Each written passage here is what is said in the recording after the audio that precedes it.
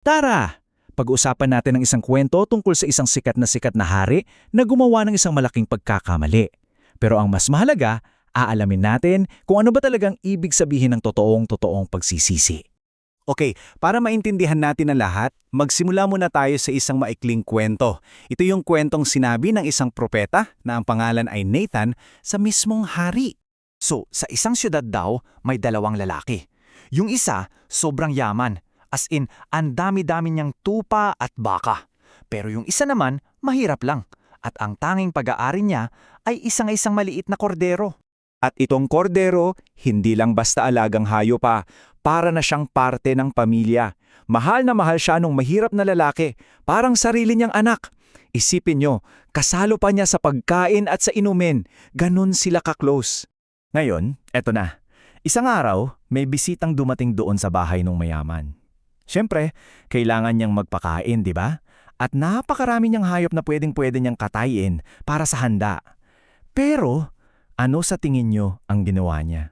Imbes na kumuha sa sarili niyang kawan, na sobrang dami naman, ang ginawa niya, pinuntahan niya yung bahay ng mahirap na tao at kinuha niya yung kaisa-isang kordero.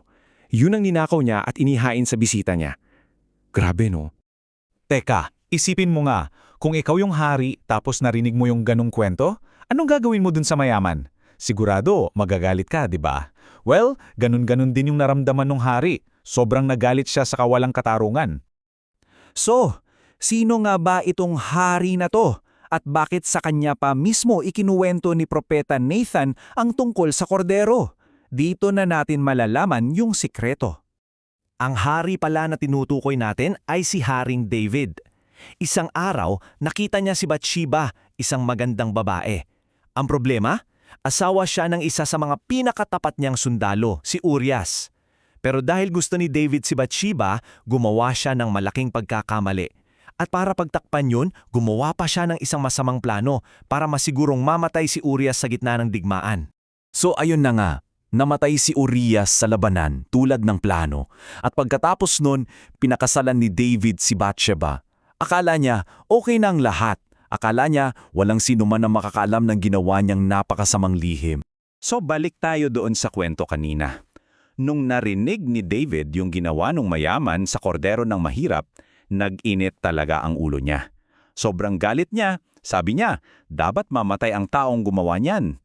Ang hindi niya alam, para na rin niyang hinatulan ng sarili niya. At dito na, bumagsak ang lahat. Tumingin si Propeta Nathan diretsa sa mata ni David at sinabi, "Ikaw ang taong yon."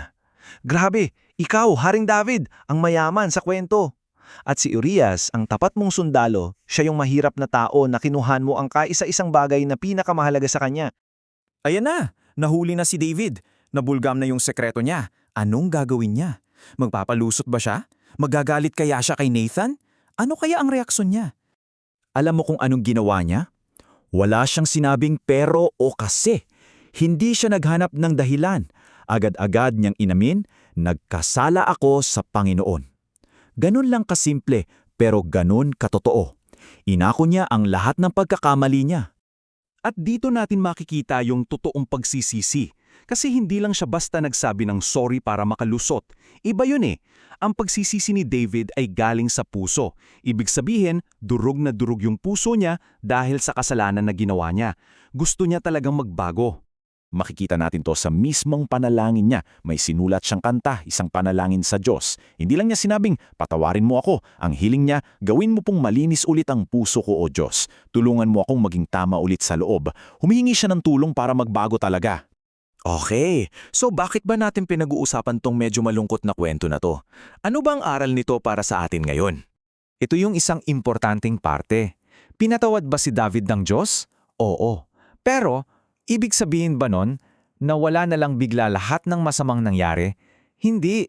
Kahit pinatawad na siya, kinakailangan pa rin niyang harapin yung resulta, yung epekto ng mga maling desisyon niya. Naapektuhan pa rin yung pamilya niya dahil doon. Tingnan natin yung buong nangyari step by step. Una, isang mabuting tao, si David, ay gumawa ng isang malaking pagkakamali. Pangalawa, sinubukan niyang itago yon na nagresulta sa mas malala pang kasalanan. Tapos, hinarap siya ng katotohanan. At ang pinakaimportante, taos-puso siyang nagsisi. Dahil doon, pinatawad siya. Pero hinarap pa rin niya yung mga consequences. Yan yung pattern.